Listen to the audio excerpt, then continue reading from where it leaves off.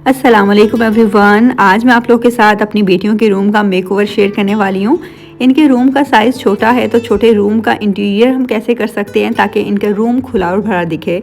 तो कुछ टिप्स आप लोगों के साथ शेयर करूँगी, तो वीडियो स्टार्ट करते हैं। इनका रूम कुछ इस तरह से दिखता है। जो वॉल्स हैं वो बिल्कुल खाली हैं, वॉल्स पे हमने कुछ भी नहीं लगाया, लेकिन जो फ्रंट वॉल है कुछ दिन पहले ही हमने इनके ऊपर स्टिकर्स लगाए थे।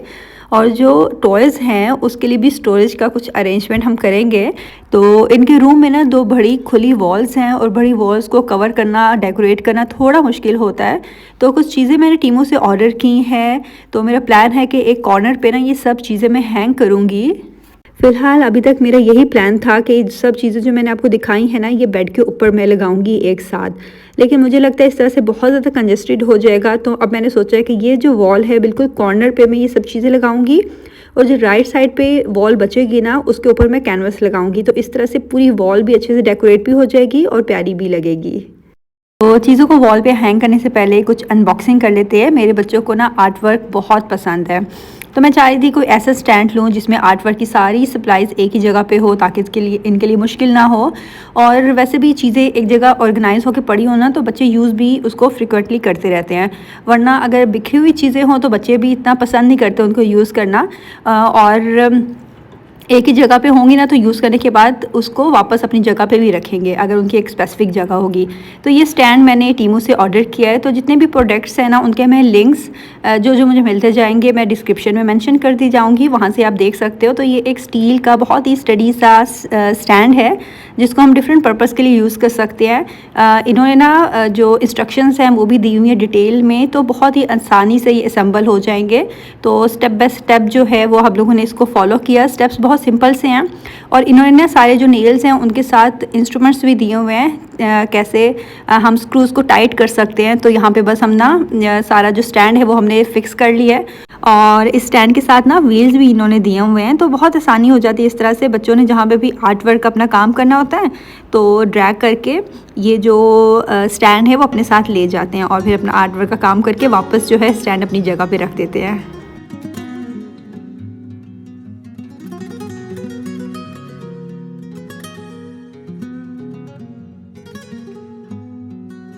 स्टैंड के ऊपर रखने के लिए ना मैंने कुछ बॉक्सेस मंगवाए हैं। ये भी टीमू के हैं और ये बहुत स्पेस सेविंग है। अगर आप स्पेस बचाना चाहते हो ना, स्क्वायर या रेक्टेंगल जो है ना शेप में ही आप बॉक्सेस लिया करें, स्टोरेज बॉक्सेस। उसके अलावा ये बहुत स्लिम सी हैं और डीप हैं, जिसकी वजह से काफ़ी ज़्यादा जो है ना पेंसिल्स और चीज़ें इसमें आ जाती हैं। तो यहाँ पे इस तरह से रख दी हैं। फ़िलहाल तो ये वाइट ही है। मेरा था कि पिंक कलर में मंगवाऊँ, लेकिन वो मिले ही नहीं। तो फ्यूचर में अगर पिंक मिलेंगी तो फिर मैं इसको चेंज करके पिंक कर दूँगी। तो उसके बाद यहाँ पे जितनी भी पेंसिल्स और कलर्स और सारी चीज़ें थी ना, वो सब शॉप की हैं, क्योंकि सब जो है इसी तरह से हर डिफरेंट पाउचेस में पड़ी हुई थी। तो इन्होंने सारी अपनी चीज़ें जो है यहाँ पे रख दी हैं। तो ये है फाइनल लुक।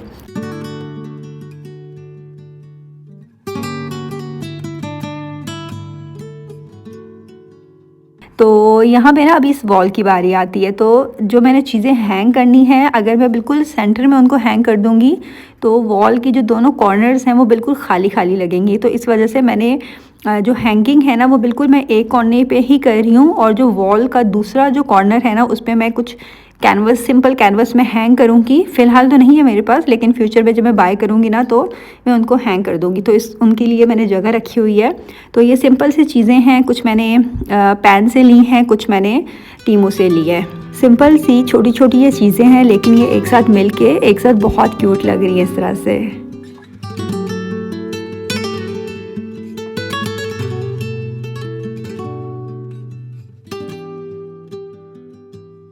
तो यहाँ पर ना बच्चों के रूम की बेडशीट चेंज हो रही है, और ये जो बेडशीट है ना बच्चों ने खुद चूज़ की थी कि उनको यूनिकॉर्न थीम वाली कोई बेडशीट चाहिए। तो ये इनको बहुत अच्छी लगी, और ये वाकई बहुत अच्छी भी लग रही थी इनके बेड पर।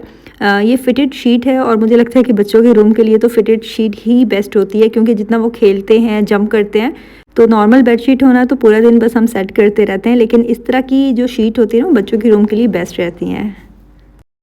ये वाला जो बेड है ना, बेड के ऊपर मुझे जो स्पेस है वो बहुत खाली खाली सी लग रही थी और मेरे पास कुछ ज़्यादा ऑप्शंस थी भी नहीं। तो मैंने सोचा कि ये जो फ्लोटिंग स्टैंड मेरे पास पड़ी हुई हैं यही मैं इनके ऊपर लगा देती हूँ। और ये वाकई अच्छी भी लग रही थी यहाँ पे, क्योंकि बिल्कुल बेड के साथ मैच करी थी। और छोटी छोटी बच्चों की जो चीज़ें होती हैं वो मैंने इनके ऊपर रख दी है, क्योंकि जो पूरा थीम है ना वो मैंने पिंक रखा हुआ है, तो पिंक ही इनके ऊपर मैंने चीज़ें रखी है। तो यहाँ पे ना एक वॉशरूम है, वॉशरूम के सामने इन्होंने थोड़ी सी स्पेस दी हुई है। बेसिकली ये कबर्ड वगैरह रखने की जगह है, तो मैंने एक तो कबर्ड रखी है जहाँ पे मैंने अपने सारे कपड़े रखे हैं, और उसके अलावा मैंने बुक शेल्फ भी यहाँ पे ही रखी है। तो फ़िलहाल तो बुक शेल्फ जो है वो फ्लोर पे ही है, लेकिन जब मुझे ड्रिल मशीन मिलेगी ना तो मैं फिर उसको वॉल पे लगा दूँगी। तो ऊपर स्पेस थी और वो जगह भी बहुत खाली खाली लग रही थी, तो मैंने सोचा कि मैं स्टिकर जो है इसके ऊपर लगा देती हूँ क्यूट सा, तो ये अच्छा भी लगेगा। तो ये जो स्टिकर है ये मैंने टीमों से लिया था।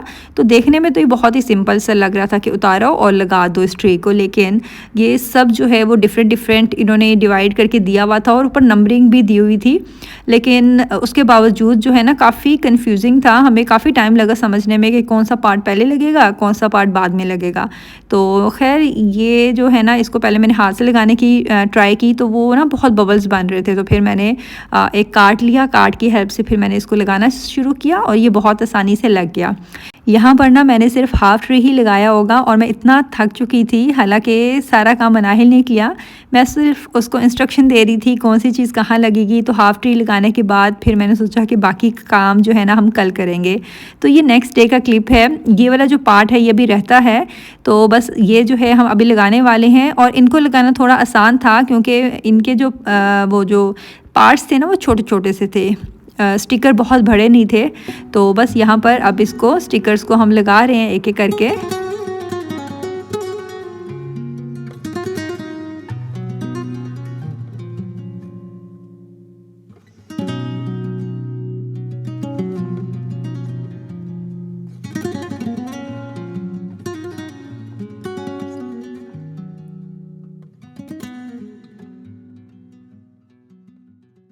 तो अब बारी आती है बच्चों के टॉयज़ को अपनी जगह पे रखने की। ज़्यादा टॉयज़ नहीं है, थोड़े से ये टॉयज़ है, क्योंकि जब मैं पिछले घर से आ रही थी ना तो ज़्यादातर जो टॉयज़ हैं तकरीबन 80% तक टॉयज़ मैं डोनेशन बॉक्स में डाल के आ गई थी, क्योंकि जो टूटे हुए टॉयज़ होते हैं ना वो साथ साथ ही मैं फेंकती रहती हूँ। तो इसलिए बहुत ज़्यादा टूटे हुए टॉयज़ जमा होते नहीं है, बस बहुत काम की चीज़ें ही होती हैं। लेकिन इनमें से भी ना मैं लेके आई हूँ जो कि वाकई जिनसे बच्चे खेलते हैं या जो बच्चों के बहुत फेवरेट टॉयज़ हैं। तो मैंने ना ये स्टोरेज हैंगिंग मंगवाई है और इसके सेक्शंस बने हुए हैं। सेक्शंस बने हो ना तो बहुत आसानी हो जाती है। बच्चे कार्ड्स, अपनी डॉल्स, ब्लॉक्स, फ्रूट्स जो है ना वो डिफरेंट डिफरेंट सेक्शंस में रख रहे हैं यहाँ पे। और दूसरी जगह पे मनाहिल जो है वो कारपेट बिछा रही है। ये कारपेट जो है हम लोगों ने न्यू ली है। ये वाली जो है ना ब्लैक एंड वाइट, ये पहले कारपेट थी, साइज़ में छोटी थी लेकिन ये बहुत हैवी कारपेट थी। क्योंकि बच्चों के रूम का थीम इस दफ़ा हम लोगों ने पिंक रखा है ना, तो इस वजह से कलरफुल सी कारपेट ली है जिसमें पिंक का टच भी आता है। और ये जो कारपेट है ना बहुत ज़्यादा सॉफ्ट है और बहुत लाइट वेट है। जैसे 2-3 ब्लैंकेट्स को आप रखोगे ना तो जब उसके ऊपर वॉक करोगे तो जो आपको सॉफ्टनेस फ़ील होगी ना, तो इसके ऊपर चल के भी उतनी ही आपको सॉफ्टनेस फ़ील होगी। ये इतनी सॉफ्ट कारपेट है। और नीचे जैसे इन्होंने स्टफ़ यूज़ किया है ना, उसकी वजह से कारपेट बिल्कुल भी स्लिप नहीं होती है। लाइट वेट जो कारपेट होती है ना, अगर चलते हुए फोल्ड ना हो बार बार या स्लिप ना हो, तो उसका बहुत फ़ायदा होता है कि उसको हटवा के हम आराम से सफाई वगैरह जो है वो डेली बेस पे करवा सकते हैं। और यहाँ पे ना ये तीनों लगी हुई हैं अभी भी टॉयज़ को वापस रखने में, सेट करने में। और ये जो स्टोरेज हैंगिंग है ना, इसका ये भी बहुत फ़ायदा है कि ये डोर के पीछे ही रहेगी। जब मैं डोर क्लोज़ करूँगी ना तो ये इस तरह से छुप जाएंगे, नज़र नहीं आएंगे। तो चीज़ें ऑर्गेनाइज भी रहेंगी लेकिन हमारे सामने भी नहीं रहेंगी। जैसे रूम जो है वो बिल्कुल क्लटर फ्री रहेगा, टॉयज़ इस तरह से बिखरे हुए नज़र नहीं आएंगे। और ना इन्होंने हुक्स भी इस तरह से दिए हुए हैं, तो ड्रिल करने की भी ज़रूरत नहीं है। सिंपल हुक्स आप लगा सकते हो डोर के ऊपर और बस सिंपल स्टोरेज को हम हैंग कर सकते हैं इस तरह से। तो मैंने ना इस तरह के 2 स्टोरेज हैंगिंग लिए हैं। एक मैंने अपने रूम में रखा है जिस पे मैंने अपने सारे बैग्स, हैंड बैग्स रखे हुए हैं। ये वाले जो क्लिप्स हैं ना, ये सुबह के हैं। सुबह हम लोग कैनवस पे पेंटिंग्स कर रहे थे, तो बस मनाहिल ने उसी टाइम छोटे छोटे क्लिप्स लिए थे। तो हमारे पास ना बहुत छोटी साइज़ की कैनवस पड़ी हुई थी, तो हमने सोचा इनके ऊपर पेंट्स करते हैं, क्योंकि ज़ीनिया इलियाना दोनों पेंटिंग्स के शौकीन है, तो इस वजह से कैनवस और पेंट्स वगैरह पड़े ही होते हैं घर पे। तो बस कुछ पेंट्स जो हैं वो ज़ीनिया ने किए हैं, कुछ मैंने की हैं, और जो एक मास्टर पीस पेंट है वो इलियाना ने भी किया और ज़बरदस्ती उसने हैंग भी करवाया, जो कि मैं आपको दिखाऊंगी। तो ये जो कैनवस है ना, छोटे छोटे कैनवस, इनको हमने डबल टेप से अटैच किया है, और जो पेंटिंग्स हमने बनाई है ना, उसका बैकग्राउंड भी हमने पिंक ही रखा है, ताकि जो रूम का हमने एक थीम सोचा हुआ है ना, पिंक थीम, तो उसके साथ ये मैचिंग पेंटिंग्स लगें, इस वजह से।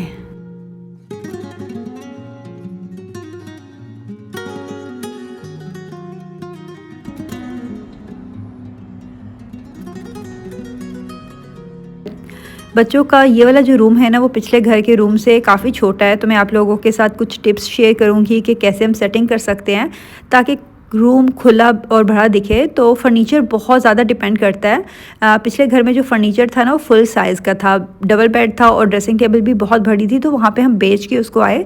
और इस रूम के लिए जो हम लोगों ने फर्नीचर लिया ना, वो हमने ऐसा चूज़ किया जो कि बल्कि ना हो, कॉम्पैक्ट हो, लेकिन इसमें स्टोरेज की भी काफ़ी जगह हो, ताकि हमें एक्स्ट्रा चीज़ें उसमें हम रख सकें।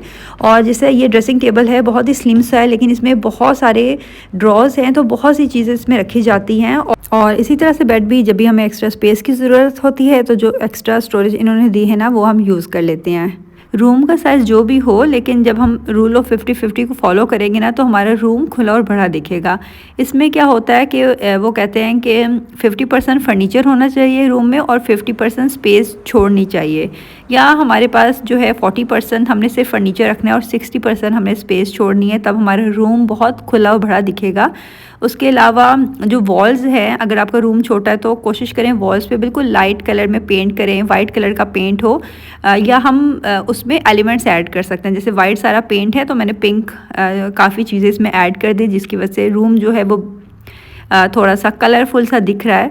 अगर आप कलरफुल दिखाना चाहते हो अपने रूम को, उसके अलावा नेचुरल लाइट बहुत ज़्यादा मैटर करती है।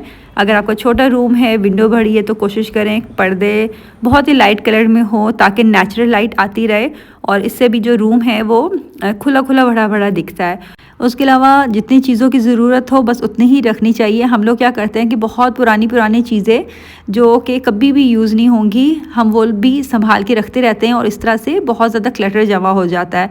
तो टाइम टू टाइम, महीने में एक दफ़ा तो ऐसा होना चाहिए कि हम प्रॉपर डीप क्लीनिंग करें, जिसमें एक्स्ट्रा टॉयज़, कपड़े, जूते, सब चीज़ें निकालें, ताकि हमें जो है ना रूम को ऑर्गेनाइज़ करने में आसानी हो। और बस ये छोटी सी वीडियो थी, यहाँ पे मैं ये एंड करती हूँ। आई होप इससे थोड़े बहुत आइडियाज़ आपको मिले होंगे। वीडियो अच्छी लगे तो प्लीज़ ज़रूर वीडियो को लाइक कीजिएगा। मिलती हूँ नेक्स्ट वीडियो में। अपना बहुत सा ख्याल रखिएगा। अल्लाह हाफिज़।